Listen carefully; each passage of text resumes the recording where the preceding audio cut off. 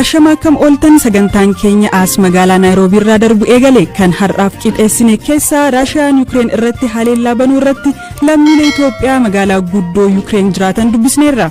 ጩኸት ነገር ላይ እንዴት ነው ቦምብ ፍንዳታ ነገር አለ አይደል? Biyya guddaa waan akka dhooyinsa boombii jira miti waan akkasii dhageenye. Qormaata biyyaalessaa bara 2013 bartoota qabxii olaanaa fidan keessaa barattuu herreega 100 fidde. Dhuguma daa'ima dhibba fideera na idisa amma kan yaadatu mana barumsaa odaachuu barachaa ture qormaanni qoramaa turreetii intiraansiin kuni innoo walgatti. Namichi waaqa isinii kadhadheen qorumsa isin dabarsa jechuun moobaayilii fi birrii hate hidhaan adabame. Odeessaalee kaanis qabnaa saganticha Firaa'ol Balaa isinii dhiyeessaa dhiyaadha. Guyyaa har'aa qalbiin addunyaa waan tokkorra jira.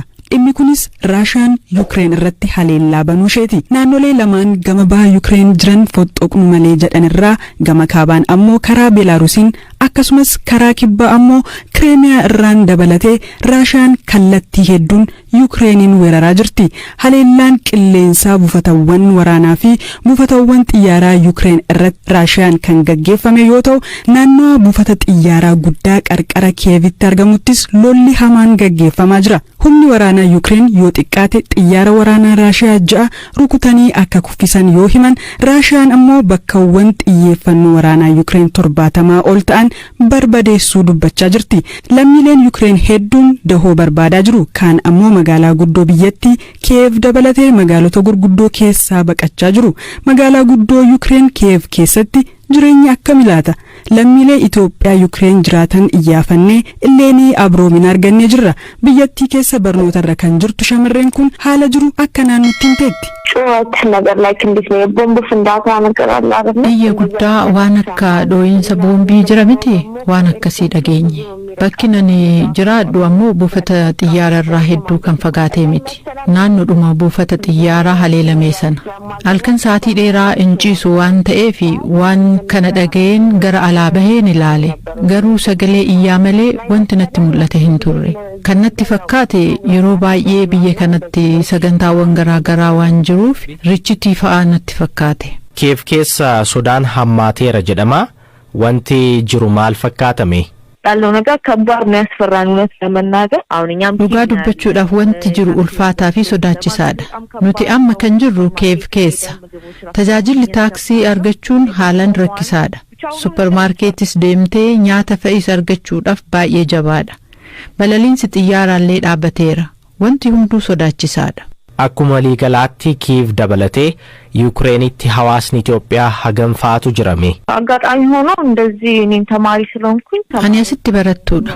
Barattoonni biyyaa akka as dhufaniif karaa ragaa fi dookumantiiwwaniin nan gargaara. Lakkoofsi lammiilee Itoophiyaas hangas mara kan jedhamu miti. Gariin isaanii bakka nageenyi jira jedhamu Leeviif jedhamtu deemaniiru. Kaan ammoo wayitan bilbiluuf mee jarjaruu dura waan jiru hubannaa yaa hordofnu dhugaa Leeviif deemuun faayidaa qabaa kan jedhanis jiru. Dhugaa dubbachuudhaaf as Kiyev keessa turree nageenyi keenya ni eegama jechuun ulfaataadha. Kanneen hosteela keessa ta'anis ni jiru. Hanga ani beekutti kan bahee deemes ni jira. Kanas tures jira. Gama embaasii Itoophiyaatiin deeggarsaa fi hordoffiin isinii taasifamu ni jira. ማንም ክትትል የሚያደርግልን Qaamni hordoffii nuuf taasisu hin jiru. Embaasiin biyyoota kaanii lammiilee isaanii akka bahaniif odeeffannoo kennaniifiiru. Nuti garuu asii embaasii hin qabnu. Embaasiin keenya kan jiru Raashiyaarra.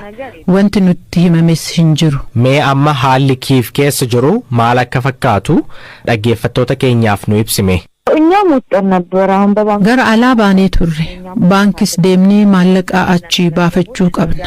Gara biyya biraallee yoo kan deemnu ta'e maallaqa kee gara doolaariitti geeddaruun qabda. Sababiin isaa qarshiin Yuukireen biyya biraatti waan hin hojjenneef jechuudha. Naannoo baankiiwwanittis hiriirri guddaatu jira. Har'a qofaa miti kan namoonni heddummachuu eegalan tureera. Har'a garuu baay'ee dabaleera.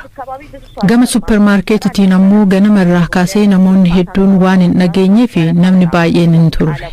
Gara boodaa keessa namoonni baay'achuu eegalaniiru. Meeshaalee barbaaddullee argachuun rakkisaadha. Oomishni gariinis dhumeera.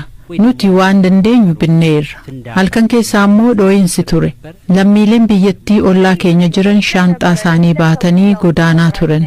Nuti ammoo haalichis waan hin beeknee fi garamis deemuu akka qabnu waan hin hubanneef ganama barii keessa sosocho'uun namoota hedduu agarree turre. አሁንም ያው መስኮት መከማዩ አንጻር አንዳንድ ሰዎች ammalleen foddaadhaan wayitan ilaalaa sitti haasa'aa jiru kanatti namoonni tokko tokko shaanxaa isaanii baatanii imalaa jiru. Inni kaan ammoo kan dhimma hin qabnes jiru. Uummataaf waan jechuu barbaadu yoo jiraate kadhannaa keessaniin nu gargaaraadha. Kanaan achitti wanti jedhu humtuu hin jiru. Kan jiru as keef waan ta'eef xiyyeeffannaan haleellichaas as waan ta'eef wanti uumamuu danda'u hin beeku. Rakkoon kun karaa nageenyaatiin akka hiikamuuf yaadaatii biyyattiidhaaf kadhadhaan jedha. ያው ጸልዩልንና በሰላም ይፍቱት ብላችሁ ለሀገሪቷም ጸልዩ ነው የምለው።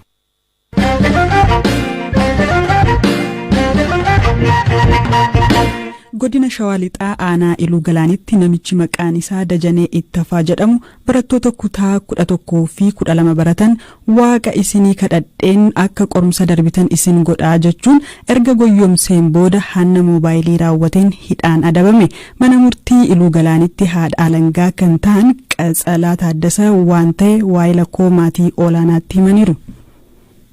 Barattootaaf kadhachuu dhaqeetu moobaayilii isaa gaafa 30 haatee sanas barattootaaf kadhachuu dhaqee kadhatee moobaayilii tokko fudhatee manatti galee gaafa tokkos akkasumatti gaafuma 30 galgala kadhatee fi achiin borimtii isaa dhaqeetu mucaa waggaa 8 dhaqee koshoroo bitee mucatti ergeetu galee moobaayilii 4 fudhatee achi keessaa fudhateetu otoo hordofamu guyyaa'uma sana moobaayilii 5 wajjin harkatti qabame mana murtii aanaa Iluu Galaanitti dhiyeeffanneetu innis booruma nuti himanneetiin sirriidhaa yakka kana raawwadheera gocha kootii nan dogoggoree jechuun waan dhaddacha ifaarratti amaneef sababa sanaatiin hidhaa waggaa 2 fi ji'a 3 adabameera himatamaan kun.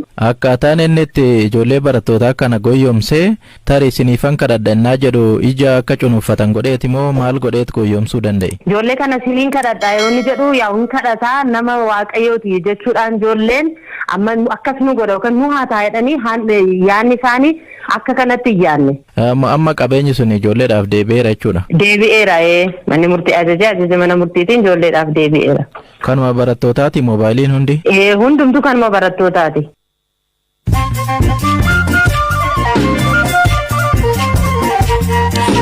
Odeessaalee gaggabaaboottan darba Itoophiyaa dabalatee biyyoota waraanni keessa jiru keessatti sarbaminsi mirgoota namoomaa maanguddoota irra gahuu dabaluu jaarmiyaan mirgoota namoomaaf falmu Human Rights Watch hime. Waraanni naannoo Tigraay keessatti adeemaa ture akkasumas tasgabbii dhabiinsi naannolee Oromiyaa fi Beenshaangul Gumuzitti dhalate hordofuun tarkaanfiin qaamoleen nageenyaa hidhattoota irratti wayita fudhatan miidhaan qaqqabee jedheera. Pireezidaantiin Keeniyaa Uhuru Kenyataa filannoo pireezidaantummaa bara kanaa irratti morkataa isaanii yeroo dheeraa Raayilaa Odingaa akka deeggaran ifatti labsan. Uhuruun filannoo hagayya 9 adeemsifamuuf jedhu irratti deeggartoonni isaanii morkataa isaanii durii Raayilaa Odingaa akka filatan dhaamsa dabarsaniiru. Raashiyaan erga Yukreen irratti haleellaa banteen booda gatiin boba'aa addunyaa akkaan dabale. Kunis waggaa 7 keessatti isa olaanaa yoo ta'u barmeelaan doolaara 100 galeera. Investoroonni dhiibbaan lola kanaan yaadda'uun gatiin warqees akka dabalu gochaa jira jedhu.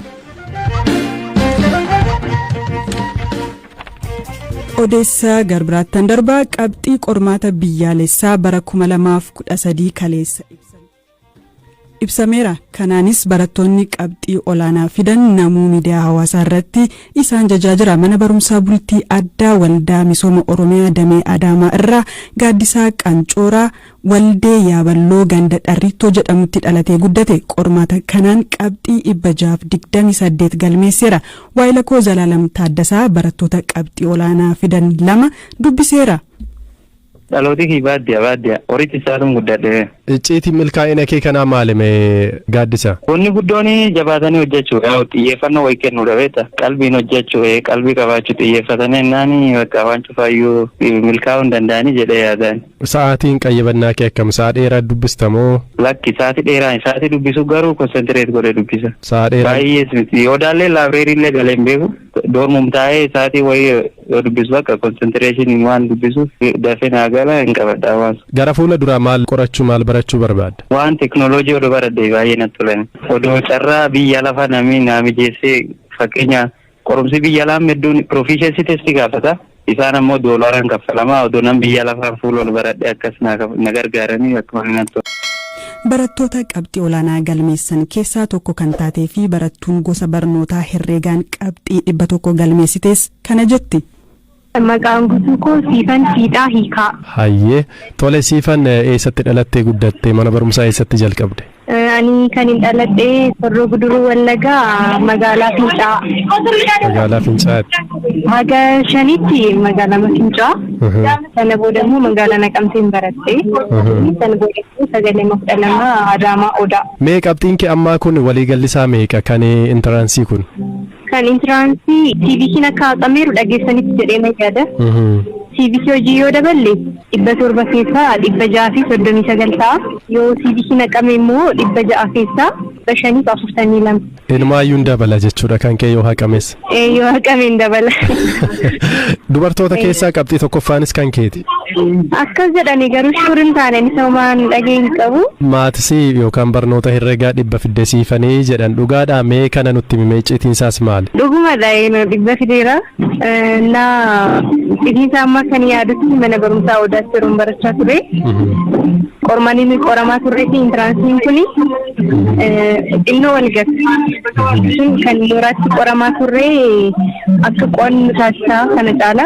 Isaaf qophaa'aa waan turee fi qormaata cimaaf qophaa'aa waan ture inni kun immoo salphatee yeroo bahu kan argachuu dandeessu. Qabxii herreegaa kanaan dura qabxiin ati herreegarratti galmeessitu kan warra kaanii ni caala ture hundumaa? No amma kana caalee osoo hin taane waluma madaalaa deemsina garuu waaqnis na gargaaree isa kanarratti immoo sun irra caalaa immoo yeroo baay'ee qormaata yeroon qoramu baay'ee keessa godheen hojjedha. Har'aafis deddeebisee ilaala baay'inaan sababa kanaaf ta'uu danda'a. Hayyee Siifan guyyaatti sa'a gamiifaa sa'a barnootaatiin ala hammam qayyabatta sa'aatii dheeraan dubbistaa? Sa'aatii kilaasii booda kana dubbisu kilaasiirraa kan baanu naannoo 9tti naannoo 10 kaasee amma 12tti dubbisee dan kaasee erga deemee naannoo 1 kaasee amma 5 keessatti yoo baay'ate sa'aatii 6 jechuudha. Daayiriktarri mana barumsaa bultii addaa kanaa obbo Abbabaa Zawudee bara darbee mana barnootaa isaanitti barnoota fiiziksiin 100 keessaa 100 fiduun seenaan akka galmaa'e himuun baranas gama barnoota herreegaan seenaan haaraa galmaa'eeraa jedhu. Egaa barattoonni kun naachuraalii dandeettiidhaan kennaa qabanii waan itti kennamu fudhachuu kaa'aa danda'an malee barattoonni kun waan ciccimoo ta'aniif qofa qabxii kana galmeessanii jechuun hin danda'amu. Tireendii waggaa adda addaa yoo ilaallu barattoota keenya ammam ga'umsinee ammam irratti ifaayinee qabxii isaanii kan akka kennutu manni barumsaa fi maanajimentiin waldaa barsiisonni sirriitti beeku. Ijoolleen kunis fiiziksii barreen gaddaas 100 galmaa'ee jira. Seenaa haaraa miti baranas 100tti dabalamee jira. Seenaan haaraan barana galmaa'ee herreega irratti herreega namni sodaatu barattuu Siifan 100 keessaa fiddee jirti. Egaa inni kun akkaataatti dhufuu danda'aniif tokko barattoonni hariiroo barsiisota wajjin qabu. Daree keessatti wanti isaan baratan diiteelidhaan baratu. Barsiisonnis mooraa mana barnootaa keessa jiru waan ta'eef yeroo isaan gaafii qabanitti barsiisonni keenya sa'aatii 18 mooraa mana barnootaa kana keessatti waan tajaajilaniif yeruma gaafii qabanitti barsiisota wajjin mari'achuu ni danda'u. Ispeeshaalii amma ijoollee kana lamaan yoo ilaalle hariiroo addaadha. Tokkoffaa jaalala saabjektii kanarraa kan qaban irraa ka'e. Lammaffaa immoo boondiin barsiisota isaan wajjin qaban cimaa waan ta'eef. Dhaggeeffattoota keenya kan har'aaf jenne goolabne